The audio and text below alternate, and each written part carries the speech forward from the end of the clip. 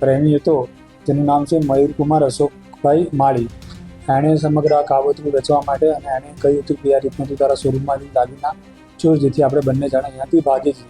એટલે જ્યારે યુવતી દાગીના ચોરીને શોરૂમમાંથી બહાર નીકળે છે ત્યારબાદ એ આ યુવકને ફોન કરે છે, અશોક મયુર માળીને, અને ત્યારબાદ બંને જણા અહીંથી ઉદયપુર જાય છે. અને ઉદયપુર ત્યાં આગળથી પછી આગળ એ લોકો જયપુર, દિલ્હી, ઋષિકેશ એ રીતના અલગ અલગ જગ્યાએ ફરે છે.